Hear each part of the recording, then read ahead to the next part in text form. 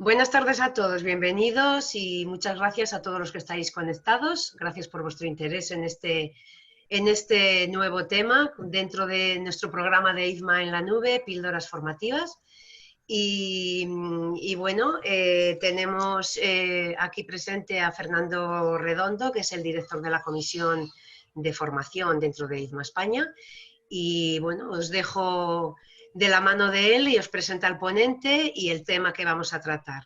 Simplemente aclararos yo que al final de la exposición podéis, o durante, podéis hacer las preguntas en el chat, que luego Fernando os dirá, iremos revisando y se dará paso a Carlos o a Nacho para que respondáis, pero también podéis abrir el micrófono al final. Bueno, estamos pendientes para cualquier pregunta o duda que os surja. Así que bueno, os dejo con Fernando Redondo. Muy Gracias. bien, bueno, buenas tardes y bienvenidos otra vez a la nueva normalidad o nueva normalidad. No sé muy bien qué es esto ahora que tenemos, ¿no? Vamos, yo creo que arrancamos, yo creo que esta es corrígeme Rosa, yo creo que esta es la primera píldora que hacemos, o quizás el Correcto. primer evento en la nube que hacemos después de las vacaciones. Es un tema que dejamos aparcado a finales de julio o a mediados de julio, pero yo lo considero muy interesante y yo creo que para el mundo del FEMA es muy interesante pues que nos acerque tanto Carlos como Ignacio un poco a lo que es la ingeniería de seguridad patrimonial. Es algo que por un lado es obligatorio, pero por otro lado no está de más de recordarlo y ellos creo que nos van a dar un buen enfoque. José Carlos Robles es el socio cofundador de AGIPI y director, e Ignacio González es el director técnico o director de ingeniería de AGIPI. Yo creo espero que sea interesante para todos y también que haya luego participación sobre las dudas que haya al final de la charla. Por mi parte, José Carlos y Ignacio González, adelante cuando queráis. Disculpad, perdonad, Sí, dime, sí, solamente una aclaración. Nos vamos a desconectar vídeo, micrófono todos los demás y que estén sí, solamente por activos supuesto. el que habla. ¿Vale? Perfecto. Gracias. Sí, muy bien. Estupendo, pues nada, damos comienzo. Por supuesto, igualmente, muchas gracias, Fernando, por todo lo que habéis estado aportando para arrancar esta jornada. Muchas gracias, Rosa, por extensión. Gracias a todo el equipo de IFMA, que ha hecho posible esta jornada formativa. Nos hacía bastante ilusión, como ha estado indicando Fernando, aprovechar un encuentro de esas características para hacer un recordatorio de la trascendencia que tiene precisamente esta parte concreta de la gestión de los edificios. Estamos en una asociación IFMA, que por cierto, aprovecho también a saludar a todos los compañeros asociados o no asociados, a todos los colegas de profesión, a saludar y agradeceros que estéis conectados y al otro lado esperando que podamos interactuar en la medida de lo posible, como decía Fernando, con preguntas, con aclaraciones y nosotros que podamos, como estaba intentando transmitiros, utilizar esta plataforma para precisamente recordar la importancia que tiene la ingeniería de seguridad en el conjunto global de la gestión de los edificios. Esta jornada inicialmente tenía un enfoque un poco más pretencioso. Intentábamos utilizar un recurso presencial para poder llegar de otra forma diferente.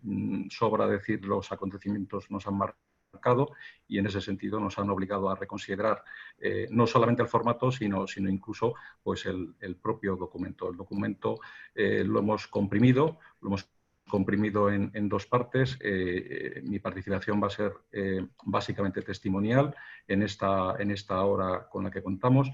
Apenas estaré 3 minutos conectado con vosotros para luego dar paso al bloque 2, que es el que propiamente desarrolla la jornada. Os decía que la seguridad patrimonial o la ingeniería de seguridad patrimonial, nosotros añadimos, por si no queda claro, patrimonial pero inmobiliaria. Patrimonios, evidentemente hay de distinta índole y nosotros estamos en todo momento siempre hablando, aunque obvio, del patrimonio inmobiliario, los activos inmobiliarios, diremos los activos, el patrimonio, etcétera. La trascendencia que tiene es importante importantísima. Es importantísima no solo porque realmente hay una obligación legal, sino incluso hasta por conveniencia. Por conveniencia desde el punto de vista de la puesta en valor de los edificios, de la actividad que se desarrolla en los mismos, en los centros de trabajo, en los emplazamientos en general. De esta introducción, pues vais a encontraros exclusivamente tres diapositivas. En esta en concreto aparecen 5 términos, que son, como veis, pues la actividad, el riesgo, la legislación, la empresa consultora y el cliente. Llevan un orden secuencial que es buscado, es intencionado. Además, hay una agrupación por colorines. La parte de los buenos sería el marco normativo legislativo, que es la herramienta que utiliza la consultora. Están ahí agrupados en el punto 3.4. El riesgo es el malo. El riesgo es todo aquello que amenaza el emplazamiento de las personas en virtud de la actividad que se está desarrollando, que la desarrolla pues el titular de la misma. Habitualmente suele ser el cliente de este servicio, que es el de la ingeniería de seguridad patrimonial. Dentro de la ingeniería de seguridad patrimonial queremos focalizar toda la abundancia que pudiéramos encontrarnos en 2 documentos, que son el plan de autoprotección, plan de emergencia. Os mencionaba lo de las 2-3 diapositivas porque en esta segunda lo que intentamos es, bueno, pues en estas cajas, pues hacer una somera descripción de que esas actividades, pues como entiendo que todos conocemos, pues tienen que ver con los usos de tipo urbanístico, el sanitario, el docente, el industrial. No obstante, el Real Decreto del que luego Nacho comentará, el Real Decreto donde se aborda el desarrollo de un plan de autoprotección, concretamente en uno de sus anexos, pues matiza todas esas actividades que son susceptibles de generar por requerimiento legal un plan de autoprotección. Infraestructuras de transporte, instalaciones o infraestructuras energéticas, en el caso particular de establecimientos de ocio, espectáculos públicos, etcétera. Los riesgos, lo que comentamos, pues bueno, estos que están aquí puestos podrían ser otros perfectamente, como el gas radón, como podría ser el sabotaje, el acto terrorista, etcétera. En la caja de legislación, bueno, pues hemos destacado fundamentalmente la ley de 2015, que veis ahí, que tiene que ver con el desarrollo que se hace para todo lo que tiene que ver el Sistema Nacional de Protección Civil. 2 reales decretos esenciales, que son el alma mater del plan de autoprotección, el de 2017, que aprueba la norma básica precisamente de autoprotección, el del año siguiente, el Real Decreto que modifica al año siguiente al de 2017. Hemos incorporado también en esta caja la Ley de Prevención de Riesgos Laborales del 95 y todas las adaptaciones que se han sucedido después de aquella fecha, en tanto que también toca, aunque con otros matices, toca, si no de manera intersectando, sí toca tangencialmente en este campo. Y por último, en las cajas 4 consultora y 5 cliente, pues bueno, consultora, nosotros siempre abogamos porque esa consultora esté integrada por un equipo multidisciplinar, que sea un equipo habilitado, competente, para poder desarrollar plenamente los planes de autoprotección, los planes de emergencia. Por supuesto, el cliente, pues el cliente es todo aquel agente que como titular de una actividad, como propietario de un edificio, como usuario en régimen de arrendamiento de un edificio o de un emplazamiento donde esté desarrollando una de las actividades que se contemplan en el anexo que os citaba antes, pues por mor de su actividad, pues tiene esa obligación legal de disponer del documento del plan de autoprotección. Quiero terminar para, como os decía, no entretener, no despistar mucho más los 60 minutos con los que contábamos y dar paso a Nacho. Quiero recordaros que nosotros participamos de un programa que llamamos RIMA, que es un acrónimo que obedece al descriptivo de redacción, implantación, mantenimiento y actualización del plan de autoprotección, plan de emergencia. Estos documentos nosotros vais a ver que los ponemos muy en valor, entendiéndolos como unos documentos de tipo realistas por ser viables, por ser implantables, por ser pragmáticos, porque estén vigentes en tanto que participando del programa RIMA son actualizados en el tiempo y que, por supuesto, dentro de ese interés de actualizarlos, pues son mantenidos. Así que, bueno, pues por mi parte, como os decía, paso la palabra, voy a ver si soy capaz de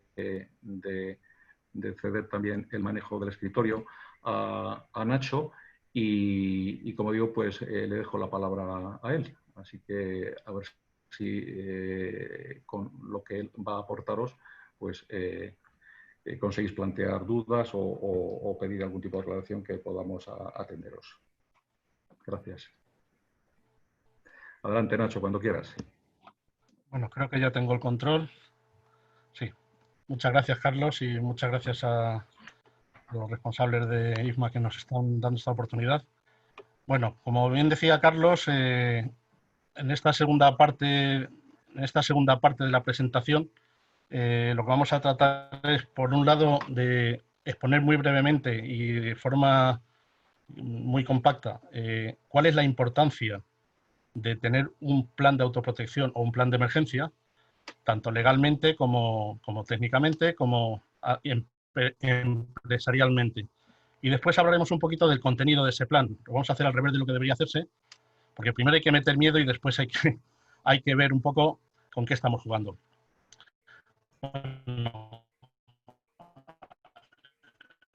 Para empezar, y sin ánimo de meter ese miedo, que casos de situaciones de emergencia y sus consecuencias, para luego hablar de por qué esas consecuencias han tenido lugar, en función de qué defectos tenía la situación, o la documentación, o el personal, o el mantenimiento, en todos estos casos.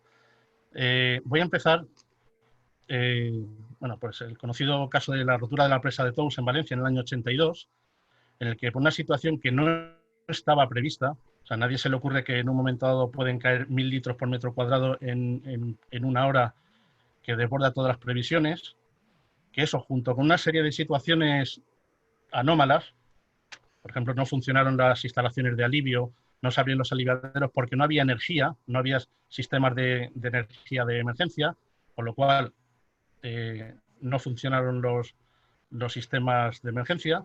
Se produjo una rotura de la presa y, bueno, eso produjo una riada que produjo una serie de consecuencias físicas sobre todos los pueblos que hay cauce abajo, con el resultado de 8 fallecidos, que es el principal resultado negativo que se puede obtener en una situación de emergencia. Y luego, después de los juicios, pues se habló de 2 ingenieros imputados, por supuesto, los ingenieros que gestionaban el tema del mantenimiento y gestionaban la presa como tal. Y bueno, al final solo hubo un acusado, directo, que al final, bueno, pues se declaró insolvente y el Estado tuvo que pagar 1,2 millones de euros de la época en indemnizaciones, ¿vale? Amén de los 8 fallecidos, que insisto que es la parte más importante de todo esto.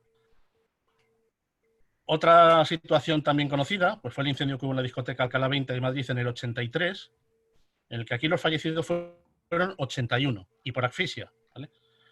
¿Qué problemas había en esa discoteca? Pues bueno, pues amén de lo que dijera la normativa en ese momento, pues se produjo un sobreaforo, situación que podemos comprobar que se da muy a menudo en las instalaciones actuales.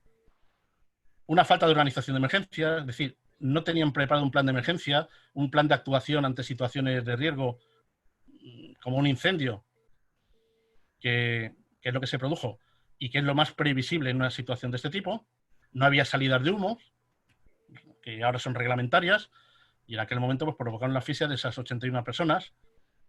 Los materiales utilizados eran materiales sin control de combustibilidad, es decir, se ponían materiales, maderas, telones, moquetas, sin pensar en que podían participar en un incendio y que podían producir humo. Salidas de emergencia, que también tenía que haber, pero estaban cerradas con cadenas, pues, laberintos interminables, difíciles de localizar, en fin. Aquí ya condenados, bueno, pues aparte de los propietarios como responsables de la instalación, como primeros imputados, el instalador de electricidad autorizado que firmó un boletín falso y que las protecciones eléctricas que tenía el edificio, luego hablaremos del mantenimiento de instalaciones, y personal de la Junta de Espectáculos del Ministerio del Interior, ¿vale? Ya externo al edificio, pero que conceden licencias y conceden permisos en instalaciones que no revisan y que por tanto no comprueban que no cumplen normativa. Otro hecho también grave, en el 87, en los almacenes Arias de Madrid, en la calle Montera, bueno, pues hubo un incendio y en este caso murieron 10 bomberos, ¿vale? ¿Por qué? Bueno, pues no había conocimientos primero de lo que había allí metido, material combustible por todas partes, la estructura pues no cumplía unas condiciones mínimas de seguridad, tampoco había plan de autoprotección, no había plan de emergencia. Aquí los procesados fueron, bueno, pues un jefe de bomberos por imprudencia profesional y los propietarios del negocio. O sea que al final a lo que queremos llegar es, por un lado, que los responsables o gestores, o ambos, titulares de un edificio o de un inmueble, al final son los primeros que sufren las consecuencias de una situación anómala, mal gestionada. Bueno, más cercano ya tenemos aquí el tema del pabellón Madrid Arena del 2012, que murieron 5 personas. Bueno, no dejan de ser muchas, una persona ya es mucho, pero fallecieron 5 personas. Y aquí, bueno, se imputó a toda la cadena desde el servicio de seguridad, jefe de seguridad, promotores, propietarios, gestores. Aquí todo el mundo fue imputado. El médico que teóricamente tendría que haber en la instalación, un médico habilitado, operativo y con medios, y que no había. Y también fue imputado el inspector jefe de Policía Municipal, por lo que he dicho antes. Muchas veces se conceden permisos sin revisar convenientemente las instalaciones o sin revisar que se cumplen las normativas. Entonces, eso después, cuando hay que ponerse delante de un juez, pues es importante tenerlo en cuenta. Y bueno, otros hechos, ya por aquello de qué nos puede pasar que no nos esperemos, pues tenemos atentados ya masivos, pues lo que sucedió en los trenes de cercanías de Madrid en el 2004, el atentado de Ramblas de Barcelona, otro hecho distinto que nunca se había dado hasta entonces. Bueno, pues tipologías y modus operandi de terroristas que no conocíamos hasta ahora y que, bueno, tampoco se podían haber previsto en principio. Bueno, todas estas cosas que al final a lo que vamos, aparte de las vidas humanas y de las pérdidas humanas que podamos sufrir, pues tienen una serie de consecuencias en la continuidad de los negocios y de los inmuebles. Según las estadísticas, no hace mucho, en el 2018, tuvimos unos 7.500 casos de incendios en instalaciones industriales. Solamente en instalaciones industriales. Estamos hablando de instalaciones afectadas por seguros. Un edificio también tiene... un inmueble que podamos gestionar, también tiene ese problema y también tiene seguros, pero no están metidos en estas estadísticas. Aún así estamos hablando de 7.500. Los daños derivados de estos siniestros económicamente, pues podemos suponer que son bastante elevados. ¿Vale? Y en el 2019, solamente en los 6 primeros meses, ya se aumentó un 8% esta cifra. O sea que vemos que las medidas que se ponen para prevenir y para, bueno, pues gestionar la seguridad, pues que bueno, si no se hacen bien, provocan aumentos de estas cifras negativas. Este número de casos, bueno, pues por eso quería reseñar antes esos casos famosos, puede ser debido a muchas cosas, pero principalmente, bueno, una de ellas es la mala suerte, que siempre está ahí, pero a la mala suerte la podemos ayudar no manteniendo bien nuestras instalaciones, ¿vale? La ley dice que nuestras instalaciones, por motivos de seguridad y por motivos técnicos, tienen que tener un mantenimiento periódico que tiene que estar documentado, realizado por empresas habilitadas para ello, ¿vale? Y que hay que llevar a cabo. ¿Para qué? Pues para cuidar de que estas instalaciones no tengan problemas que afecten a la seguridad. El personal de las áreas de mantenimiento, bueno, pues muchas veces tiene una cierta inexperiencia en cuanto al cumplimiento normativo de este mantenimiento. Todos conocemos, bueno, pues lo que se trabaja lo que se manejaba antes en las instalaciones técnicas de climatización, de electricidad, en los grandes edificios, pues había unos servicios de mantenimiento de personas muy preparadas que conocían la normativa y tenían sus instalaciones perfectamente funcionando. Ahora, pues parece ser que una de las causas de que fallen las cosas es porque el personal no está debidamente especializado. Otro factor que también influye es el desconocimiento de cómo tenemos que actuar en situaciones de emergencia. Aunque hay un montón de normativas, empezando por la Ley de Prevención de Riesgos Laborales, que nos obliga en todas las áreas laborales y en todos los edificios que tengan trabajadores, nos obliga a tener unas medidas de emergencia preparadas, básicas, tampoco necesitamos grandes cosas, pues a día de hoy, pues aparte del mínimo cumplimiento normativo, pues se deja mucho de lado.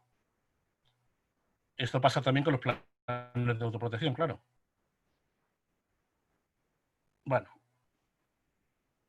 estas situaciones, pues además, insisto, por cuarta vez, aparte de las pérdidas humanas y económicas que pueda sufrir una organización, pues tiene responsabilidades de todos tipos. Administrativa, porque estamos incumpliendo normas legales y reglamentarias. Tenemos una responsabilidad civil, porque probablemente tengamos pérdidas, cuanto menos materiales, que suponen una reparación y suponen que pues tanto seguros como la parte económica de la empresa, si no hay seguros por medio, van a sufrir las consecuencias. Si estamos hablando de vidas humanas, pues aparte de que son irreparables, pues las indemnizaciones son bastante elevadas. Si encima hay responsabilidades de tipo penal, porque hemos dejado de actuar para un cumplimiento legal mínimo y se ha producido un accidente que ha producido esas pérdidas, pues probablemente tengamos una responsabilidad penal. Y luego, bueno, pues la seguridad social. En una empresa en la que tenemos una situación de emergencia y se produce cualquier tipo de accidente o de pérdida, está claro que a los trabajadores afectados hay que pagarles unas bajas, hay que pagarles una situación de enfermedad, hay que hacerse cargo de ello, por supuesto, y bueno, aparte de que, bueno, como veremos después, la situación laboral pues puede sufrir bastante deterioro. O sea, cuando tenemos un siniestro en una organización, pues vamos a tener que contratar personal nuevo, probablemente, formarle. El clima en la empresa no va a ser precisamente el más adecuado. Va a haber un montón de tiempos no productivos que al final van a ir a la cuenta de resultados de la empresa. Se va a deteriorar la imagen corporativa y si nosotros fallamos la competencia a río revuelto, ya sabemos. Y luego otra cosa importante es que hay una imposibilidad de suscribir contratos con la administración pública. O sea, para contratar con la administración, y un buen porcentaje de nuestras cuentas están con la administración, si tenemos algún problema de este tipo, no cumplimos bien con la normativa y no pagamos nuestros impuestos, no vamos a poder contratar con ellos. ¿Vale? Es una de las normas que normalmente se tienen en cuenta para contratar. Bueno, entonces, visto todo esto ya de necesidades, ¿para qué sirve un plan de emergencia, un plan de autoprotección o cualquier tipo de organización de seguridad en este sentido? Bueno, pues lo que necesitamos es primero identificar todos los datos que necesitamos de interés para garantizar que vamos a poder prevenir los riesgos y en caso de que esos riesgos se materialicen en una situación de emergencia, poder controlarlas en los inicios. Entonces, primero, analizar riesgos como en cualquier plan de seguridad de cualquier tipo, incluso un plan de prevención de riesgos laborales. Primero, analizamos qué riesgos tenemos y después vamos a ver qué medidas ponemos para corregirlos, para eliminarlos o para minimizarlos. Entonces, para ello, pues, en este documento, plan de emergencia o plan de autoprotección, primero tenemos que evaluar los riesgos, conocer qué condiciones de riesgo tiene la organización y qué medios tiene disponibles, en todos los sentidos, tanto medios técnicos como medios humanos. ¿Vale? Ya sabemos que la ley nos obliga a tener unos medios de protección, pues nos obliga a tener extintores, nos obliga a tener bocas de incendio, detección, salidas de emergencia, una sectorización adecuada, en fin. Pero a la vez que nos obliga a eso, obliga a que alguien maneje esos extintores o maneje esa central de incendios o pueda manejar una evacuación, ¿vale? Por lo tanto, necesitamos conocer también qué medios humanos tiene esa organización. Todo esto no vale decir tengo extintores y tengo personas, hay que organizarlo. Y para eso hay que diseñar pues un plan de actuación en caso de emergencia. En el caso del plan de autoprotección es un capítulo, como luego veremos, y en el caso de un plan de emergencia, pues es todo el plan de emergencia. Entonces tenemos que diseñar una operativa de emergencia que sea fácil, sencilla, fácil de implantar, como bien ha dicho José Carlos antes, y adaptada a las necesidades del edificio. No vamos a hacer una operativa de emergencia para una petroquímica si estamos hablando de una guardería y viceversa, ¿vale? Y, por supuesto, tendremos que adaptarnos a las situaciones de emergencia que se nos van a producir en nuestra organización. Decía Napoleón que a la guerra, creo que era Napoleón, que a la guerra hay que ir con cañones, ¿vale? Y efectivamente a la guerra hay que ir con cañones, pero si nos vamos a pelear contra mosquitos del Coto de Doñana, los cañones no sirven, ¿vale? Tendremos que ver qué necesitamos para atacar a esos mosquitos. Y esto es un poco la filosofía del plan de autoprotección, ¿vale? Tenemos que saber nuestra situación, personalizar las actuaciones a esos riesgos que tenemos en nuestra organización, y a partir de ahí pues ya vamos a estar capacitados para preparar unas pequeñas pautas para inicialmente controlar las emergencias que se nos puedan presentar. A ver, esto no es una varita mágica, también hay que decirlo, ¿vale? Un plan de autoprotección no es una varita mágica que corrija todos los males del mundo. Podemos hacer una estimación de una serie de riesgos, incluso valorar esos riesgos, y puede haber una situación que desborde todas esas previsiones. Por ejemplo, la inundación de Valencia. O sea, nosotros podemos, según estadísticas, pues, tomar datos de los planes de protección civil, de las evaluaciones de riesgo, de los mapas sísmicos, por ejemplo, y que nos dicen que la estadística es de un terremoto de un determinado nivel. Y por casualidad, en 500 años no ha pasado nada, y a los 500 años tenemos un terremoto que es del doble de intensidad que uno que habíamos contemplado. Eso no se puede prevenir, ¿vale? Pero sí las situaciones más normales que nos podemos encontrar, pues un incendio, una amenaza de bomba, una inundación, en fin, todo lo que una inundación en un cauce de inundación de un río o de una rambla en Orihuela, que sabemos que se va a inundar cuando caigan 4 gotas, todo eso sí lo podemos tener en cuenta y lo debemos de tener en cuenta. Pero en estas situaciones, pues tendremos que ver efectivamente qué es a lo que nos vamos a enfrentar y a partir de ahí organizar. Y luego este documento pues tiene que estar actualizado. Es decir, yo puedo, y es lo que suele pasar, y si muchos jueces o muchos seguros, en caso de un juicio por una situación de emergencia, en alguna reclamación, tiraran mano de esta situación, o sea, de la fecha de redacción y de mantenimiento de un plan de autoprotección, probablemente se llevarían una sorpresa, porque lo que hacemos es, lo redactamos cuando nos obliga la ley al principio, o porque el seguro nos lo dice, lo dejamos en una estantería y ahí se muere.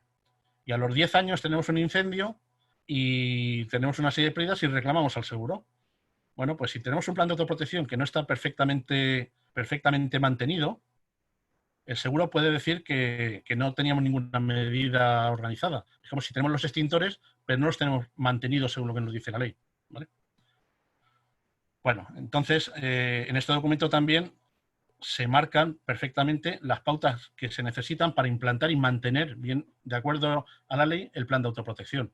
Es decir, implantarlo, es decir, aterrizar todo el documento para que los trabajadores de esa organización puedan aprender qué es lo que tienen que hacer en caso de emergencia, sin necesidad de hacer cursos de bomberos, ni ser policías, ni ser médicos, ¿vale? Como trabajadores que son de cada ámbito, pues tienen que saber, pues, para su propia organización, qué es lo que tienen a mano y cómo se pueden defender.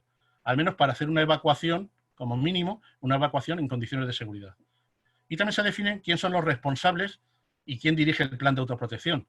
Eso hasta ahora no se tenía tan en valor, pero ahora con los nuevos problemas que hay, insisto, de ponerse delante de un juez o de un seguro o de una inspección de trabajo, el tener ese plan con el nombre del responsable, pues de cara al responsable, pues también es un poquito la ayuda para que lo tenga perfectamente implantado y para que haya contratado un documento que sea realmente necesario y útil.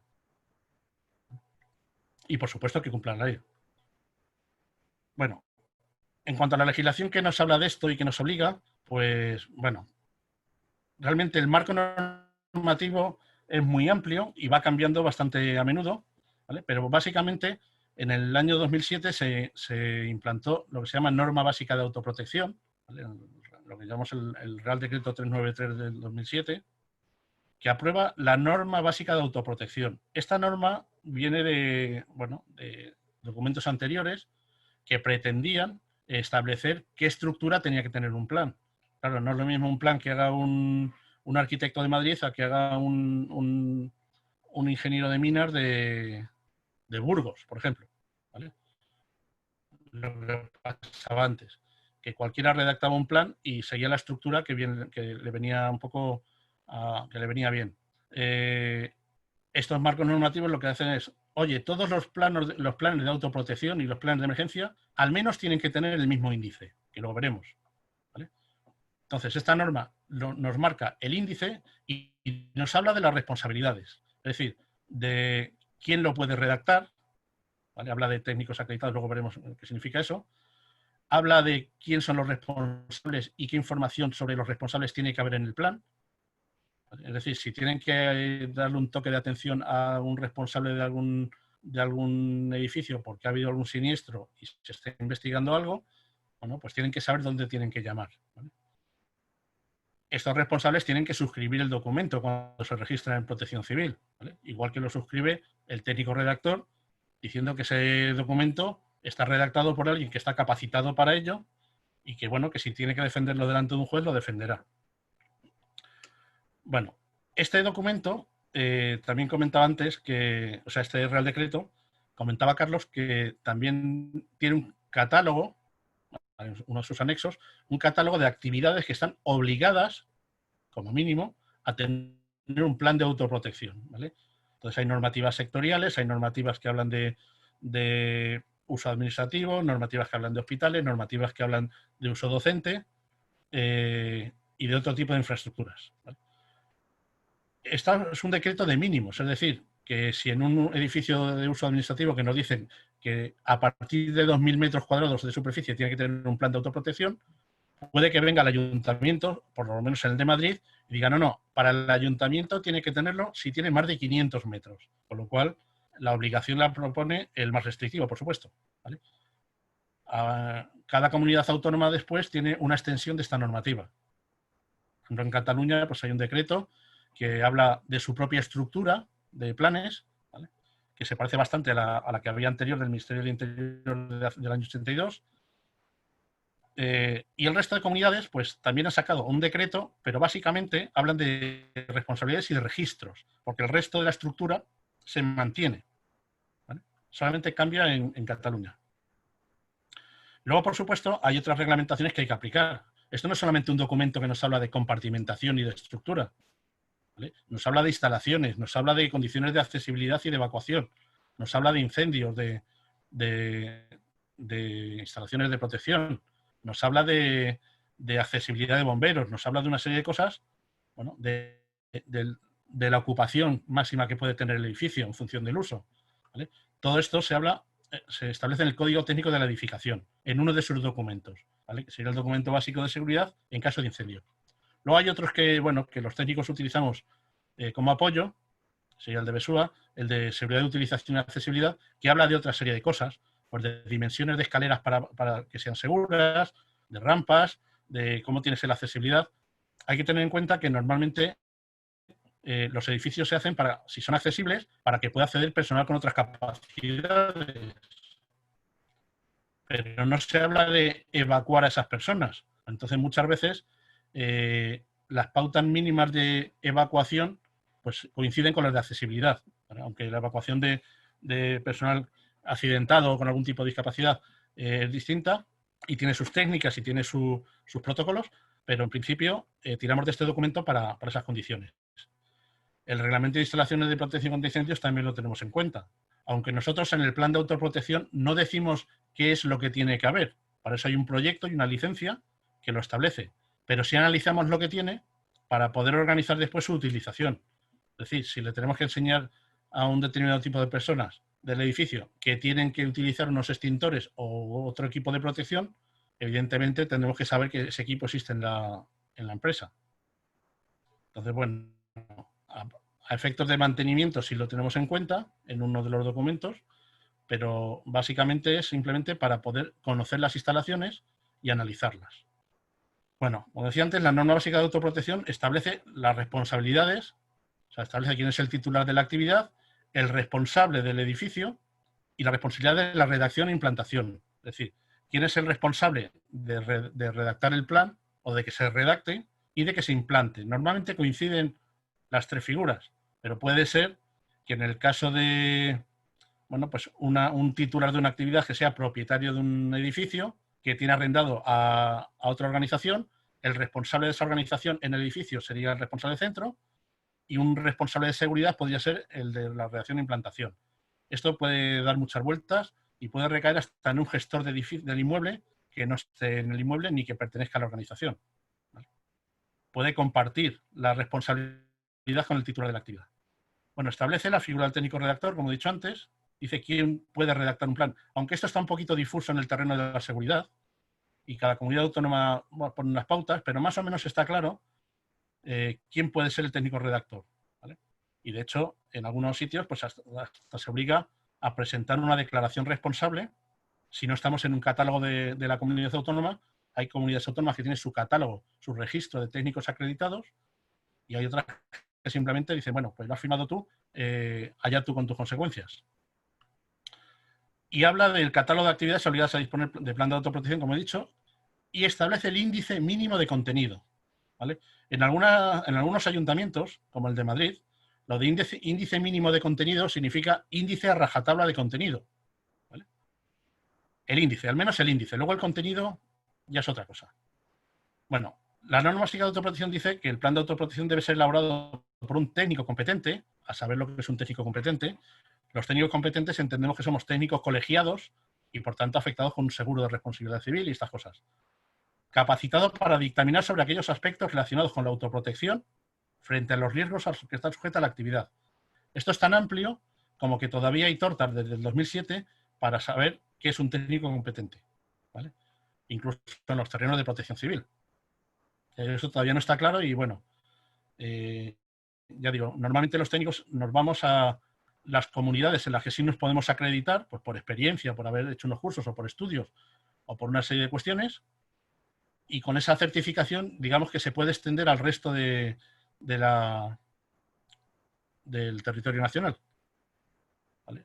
Incluso para obtenerla de unas comunidades autónomas podría obtenerse teniendo una de ellas. Por ejemplo, teniendo la de Cataluña, que es la más restrictiva, pues se puede obtener la del País Vasco, la de Canarias, etcétera.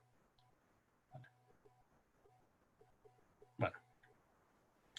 También una cosa importante que tampoco se tiene en cuenta, y aquí en Madrid el registro de planes es el último que se ha establecido, por cierto. Esa normativa dice que las comunidades autónomas tienen que tener un registro autonómico de planes de autoprotección. Es decir, que nosotros tenemos que coger un plan que hemos firmado nosotros, que teóricamente está implantado y que es correcto, lo tenemos que presentar y registrar en la Comunidad Autónoma de Madrid, ¿vale? Ahora se hace por medios telemáticos, está muy bien, pero desde el 2007, que salió esta normativa, pues creo recordar que hace 2 años, año y medio, que se planteó este registro, ¿vale?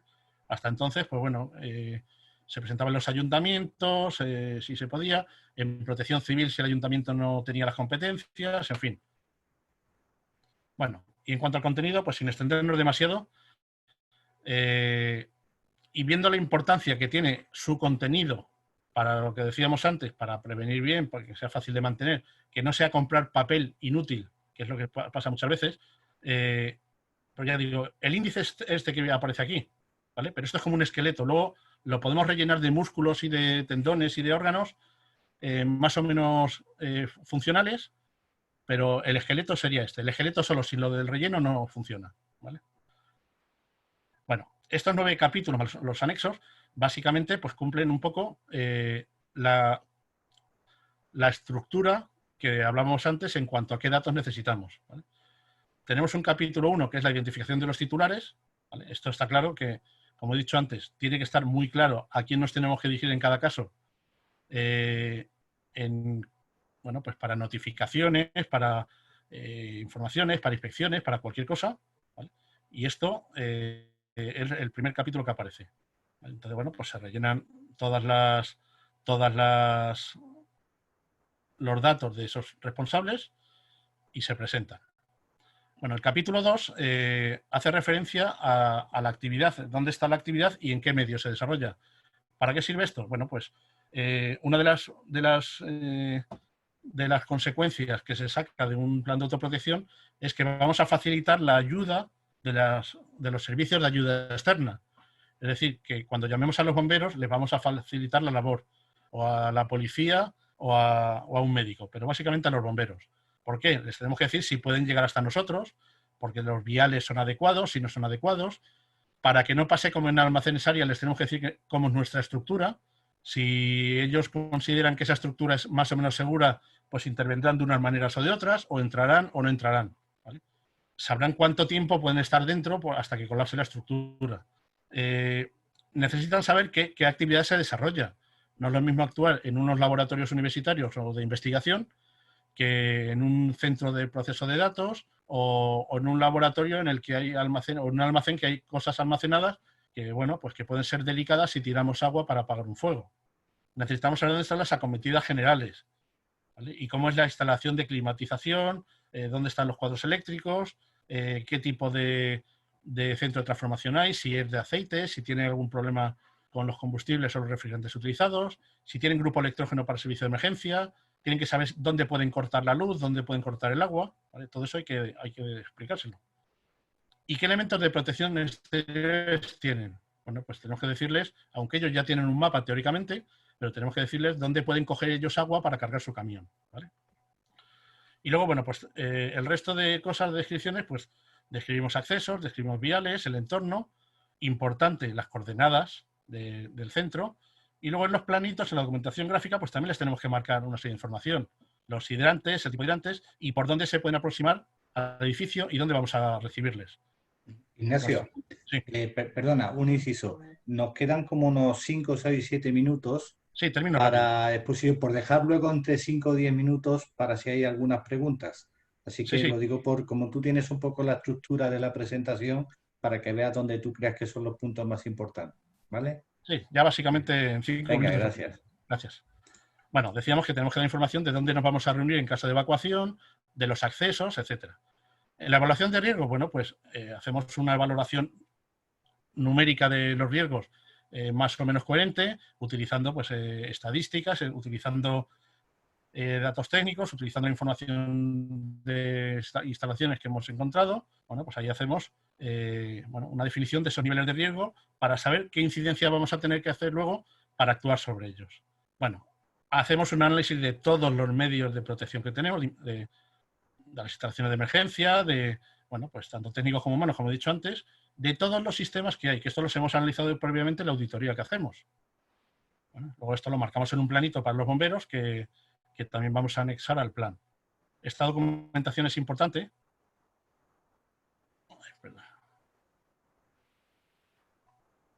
A ver, esta información es importante porque tiene que ser clara para que cuando los bomberos vean este plano, de un vistazo sepan dónde tienen los equipos, dónde están las salidas, qué vías de evacuación hay y qué usos tenemos en cada sitio. Para toda la información que ellos van a necesitar.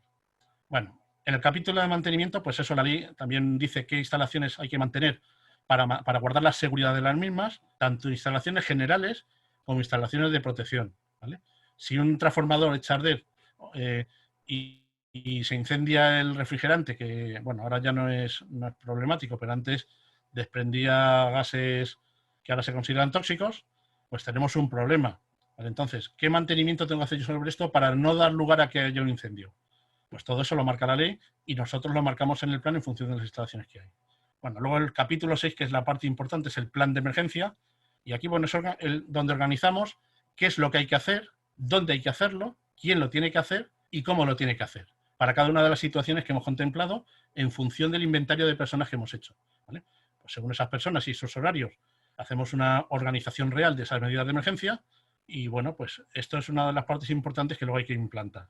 Cada uno tiene su pequeña ficha muy rápida de actuaciones generales, no tiene que aprender grandes cosas, pero esto va a dar mucha seguridad, ¿vale?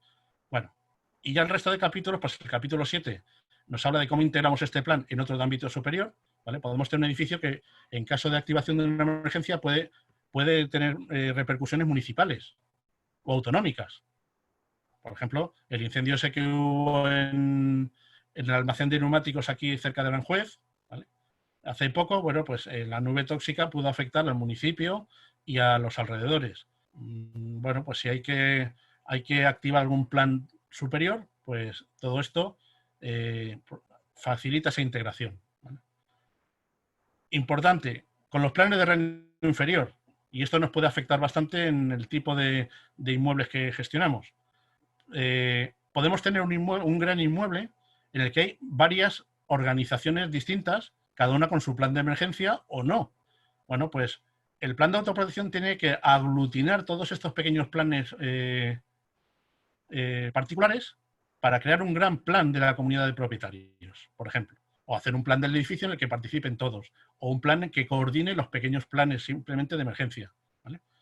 Y también contiene un protocolo de aviso a emergencias y petición de ayudas externas. Es decir, cómo tenemos que actuar cuando llamamos al 112 para dar la información precisa, rápida y que no se estén preguntando varias veces y no nos quedemos a medias, ¿vale? Eso hay formas de hacerlo y es importante hacerlo de forma rápida para evitar que un incendio o una situación de emergencia se complique hasta que lleguen las ayudas externas. Bueno, y luego hay una serie de documentación gráfica en el que hablamos de, bueno, pues de una serie de planos de acercamiento que ya hemos adelantado antes, unos planos de estado actual de las medidas de protección, en fin, todo eso tiene que tener una simbología determinada que todos los bomberos de España puedan entender, bueno, incluso de Europa, y que tengan la información necesaria para su actuación, ¿vale? Tanto de ellos como de los equipos de emergencia interiores en caso de que empezaran a actuar antes. Bueno, y esto, el trabajo, el proceso de elaboración que lleva un plan de autoprotección, pues ya podéis entender que es complicado, lleva un trabajo de varias disciplinas y que parte de una entrevista y una auditoría al edificio, una auditoría técnica para recopilar toda esa información. Es un trabajo bastante técnico y bastante espeso, por decirlo así, ¿vale? Bueno, pues yo creo que por mi parte, comentar lo de la relación con las administraciones rápidamente y terminamos. Los planes tienen que estar registrados en Protección Civil, ¿vale? Y firmados tanto por el técnico que lo redacta como por el titular de la actividad, ¿vale? Esto es importante de cara a que si tenemos que activar el plan y luego avisar a un seguro para que venga a arreglarnos algo, pues es bueno que todo esto esté debidamente registrado, ¿vale? Y por mi parte, bueno, pues no tenemos tiempo de mucho más. Bueno, si tenéis alguna pregunta, sí, alguna cuestión. Voy a ver, Ignacio, a ver si hay algo. De momento creo que no tengo nada en el chat, pero sí que yo quería preguntarte alguna cosita. Bueno, a ti y a Carlos también, que está ya aparece en pantalla. Pues Solo daros las gracias. Yo creo que ha sido interesante y muy refrescante, ¿no? Porque yo creo que de esto todos sabemos algo, pero se nos van olvidando las cosas conforme pasa el tiempo, ¿no? Yo me voy a un acrónimo que ha dicho antes Carlos, la RISMA, que es yo creo que, corrígeme, redacción, implantación, mantenimiento y actualización, ¿no? Entiendo que era así, ¿no? Claro, yo me he preguntado, evidentemente la ley, la normativa, exigirá que haya un mantenimiento, unos plazos de mantenimiento para ese plan de autoprotección o plan de emergencia. Sí. Y las actualizaciones. Yo entiendo que habrá unos plazos para el mantenimiento y las actualizaciones serán cuando haya un cambio, digamos, en la estructura o en el edificio, digamos, en el patrimonio.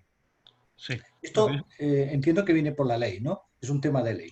Sí, sí, el mismo 393, en uno de sus puntos, dice que los planes deberán estar convenientemente actualizados, es decir, si hay un cambio de uso, un cambio estructural, hay que actualizarlos. Tienes un plan operativo en cualquier momento. Es decir, si tenemos una reforma de este tipo, un cambio de personal, un cambio de actividad o cualquier cosa de estas, tenemos que adaptarlo para que inmediatamente se implante la nueva operativa de emergencia. Lo que sí, eso no dice la ley. Lo que dice también es que deberá ser revisado como máximo cada 3 años. Es decir, que a los 3 años el plan debe ser revisado como si se hiciera de nuevo, se adecua a la situación nueva, actual, y ya está. Si no hay cambios, pues se vuelve a firmar, se vuelve a redactar, se le pone la fecha actual y ya está. En Cataluña son 4 años. por ejemplo. 4 años, cada 4 años. ¿Y esto depende, Ignacio, de la tipología o de la actividad del edificio? Te lo digo porque en otras normativas, por ejemplo, hablas de ascensores, ¿no? Pues Sí. hay una normativa de revisión, digamos, de tipo oficial, depende del uso del ascensor. Es decir, que depende un poco, y no sé si en este caso, por ejemplo, es lo mismo un plan de autoprotección para un hospital y de emergencia para un hospital y el mismo mantenimiento, la misma actualización hay que tener. Me refiero a mantenimiento, más que actualización, que se supone que es cuando hay una modificación. Entonces, o eso es el plan es genérico, te dicen cada 4 años y cada 4 años. No, a ver, hay que tener en cuenta que la filosofía de para qué queremos ese documento. Insisto en que no es solo papel, una carpeta que ponemos en la estantería. Es un documento que decía que tenía que estar vivo y continuamente operativo. Evidentemente, en las organizaciones el personal se jubila, se va de vacaciones, se pone enfermo. Entonces, si vamos a disparar una situación de emergencia en un momento dado y la organización humana no es la que actualmente está establecida, pues evidentemente el nuevo personal no va a saber cómo actuar. Entonces, ese mantenimiento tiene que ser permanente dentro de lo posible. Tampoco podemos estar todos los días con ello, pero dentro de lo posible, pues procurar mantener, por ejemplo, el listado de personal de emergencias actualizado. Es un trabajo bastante esclavo. Sí, pero eso suele venir, va ligado, yo creo que va ligado mucho luego con la parte de prevención de riesgos laborales, ¿no? Porque yo recuerdo que cuando se ha hecho algún simulacro de emergencia o de evacuación de un edificio, realmente quien lidera, entre comillas, un poco al principio, yo así lo tengo entendido, aparte del gestor del edificio, en este caso el FM, si lo hubiese, o el FM o el responsable de ese edificio. Luego, la gente de prevención de riesgos laborales participa bastante, ¿no? en ese apartado, ¿o no? Claro. Es que por prevención de riesgos laborales también te obliga a hacer un simulacro, al menos un simulacro anual, ¿vale? Igual que el 393. Digamos que el plan de autoprotección es un plan de emergencia. El plan de emergencia se ocupa solamente de esa organización de emergencia. Y el plan de autoprotección es eso, ampliándolo, rodeándolo de una serie de capítulos que van mucho más allá en cuanto a responsabilidades, descripción de instalaciones y planimetría, ¿vale? Un plan de emergencia normalmente no tiene planos. Puede ser una hoja de instrucciones y con eso muchos tienen suficiente. Ya. Pero, entonces, el plan de emergencia todos los años hace una evaluación de riesgos. Es que me acaba de mandar un compañero que no había estado presente, me ha mandado por WhatsApp una pregunta y ya os la hago, ¿no? Que además yo creo que es coherente porque es con todo lo que estamos hablando, ¿no? Yo creo que un plan de autoprotección o de emergencia, si no está mantenido, entre comillas, y actualizado, pues como tú bien decías antes, cuando lleguen los bomberos, igual la puerta que estaba abierta en un sitio ya está cerrada, por algún motivo, ¿no? Entonces, me preguntaban, ¿hay algún programa informático es decir, que cuando tú hagas una modificación en el edificio, inmediatamente pudieras trasladarlo, por ejemplo, a los planos de planta, estos que se ven en todos los edificios, donde supongo que usted está aquí, ¿no? Para salir, para entrar. Claro, estos planos en los edificios, cada día pues hay cambios, porque a veces se unen oficinas, otras veces se separan, otras veces se le da un uso determinado a una oficina, lo que pueden ser salas de reuniones son almacenes, que a lo mejor tienen un tratamiento distinto. Y digo, ¿hay algún programa informático? Esto ya es desconocimiento mío y se ve también de mi compañero, del que me ha preguntado, ¿no? ¿Hay algún programa informático que reúna estos requisitos para, digamos, tener, entre comillas, lo mejor actualizado estos planes o simplemente seguimos con el papel y con los planos y demás? Sí, en principio, bueno, intentos a lo largo de la historia, vamos, de mi historia, que ya son más de 25 años haciendo planes, intentos por hacer programas, fábricas de churros que hagan planes, incluso que los gestionen, pues hay algo por ahí. Pero ninguno ha sido... O sea, si tú quieres cambiar un plano, tienes que irte a un ordenador y cambiarlo. Programas soporte de planes de emergencia, pues a día de hoy no conozco ninguno. Base de datos de planos, sí, pero al final el plano lo tienes que modificar, como decíamos antes, a pedal y volver a meterlo en la documentación. No hay otro... Sí, lo digo porque igual que para otras actividades, pues ya cada vez más vía la informática pues el FM recurre, como es lógico, a los sistemas de gestión informatizados y cada vez más se trata de tener digamos, en el mismo archiperre, como digo yo, la máxima información posible. Esta información, que además es de tipo legal, entiendo, porque forma parte de la legalidad y forma parte además de la documentación activa y que tiene que estar al día del edificio, ¿no? En cualquier edificio, sobre todo en los edificios que nos movemos, los FM, me refiero a edificios fundamentalmente de oficinas, aunque pueden ser otro tipo de inmuebles, de otras actividades, ¿no? Yo, claro, yo no recordaba, pero bueno, como vosotros, como AGIPI, como especialistas, digo, a lo mejor hay alguna aplicación que permita agilizar el que todo eso, con los cambios que ha habido, es decir, porque hay cambios primero de normativa, que suele haber cambios, y luego, sobre todo, yo más que la normativa es las actualizaciones. Yo creo que hay más problemas en los cambios, digamos, estructurales dentro del edificio, de planimetría, de cambios de uso, de cierre de puertas de emergencia nunca se puede cerrar, pero a veces sí que se encajonan en lo que es un almacén, con lo cual a lo mejor los planos ya no están al día. Entonces era mi pregunta, pero ya veo que ahí no hemos avanzado mucho, ¿no? Por lo que veo. Yo hoy quería añadir, perdonad, Sí, sí, Carlos. Sí. Perdonad, quería añadir que efectivamente en la era en la que ya estamos y la que nos espera, en el universo BIM, efectivamente, desde mi punto de vista, esa integración que se hace en esa especie de base de datos gráfica y documental y, en fin, todas las bondades que aporta BIM, yo creo que podría ser un marco para cuando los que no estamos subidos al carro del BIM nos subamos y cuando como digo, los próximos que vengan detrás que nosotros ya estén bebiendo de las fuentes de BIM, etcétera, yo creo que es una buena oportunidad para integrar ahí precisamente ese tipo de actualizaciones. Porque, como dice Nacho, evidentemente todos hemos vivido, por ejemplo, sin ir más lejos, una oficina donde se produce una compartimentación respecto a una sala amplia y eso afecta a la climatización y vemos que afecta a la climatización precisamente por el disconfort que nos aporta esa actuación. No porque verdaderamente estemos detrás velando porque efectivamente sea coincidente la climatización a esa nueva compartimentación.